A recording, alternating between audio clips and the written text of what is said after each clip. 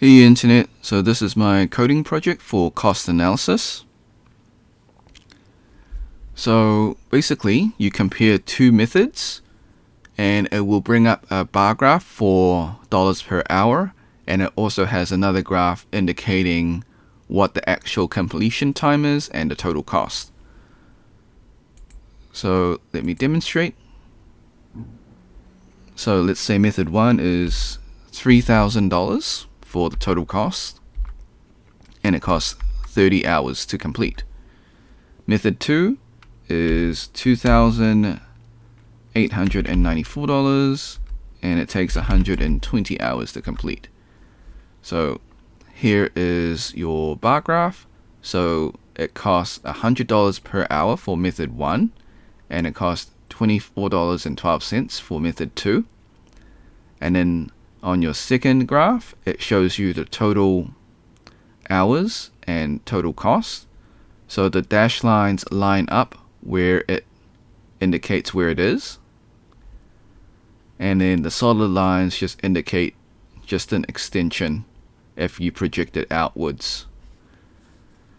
So real world use cases would be if you're in an engineering firm or any company, you want to compare different jobs or different projects. So say for example you want something done really quick, but it's a little bit expensive. However, it's done in 30 hours. So you probably want to just like forego that little bit of expense because it saves you so much time.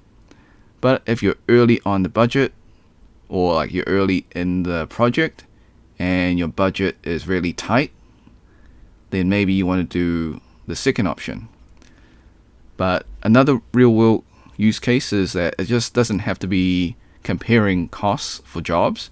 It could actually be like different jobs, how much they are like in comparison.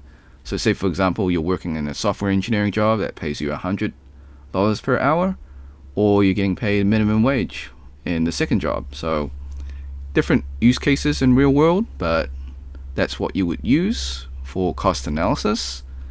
So the code is in the pinned comment. It's also on GitHub if you want it. Okay, so you can just copy and paste from the pinned comment. It's probably faster. Thanks for watching. Hope you had a great day. Be sure to like, subscribe, share with your friends, ring the bell, turn on all notifications. Leave a comment below if this was helpful. If you want to support the channel, become a member or drop a super thanks. And yes, it works for any number that you can think of. I just chose those numbers just because it works out nicely and I can show you the graph.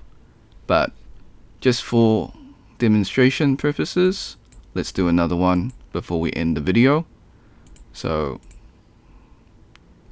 I'll just put in some random number and put in some numbers. Okay. So as you can see, it does work for anything. Alright.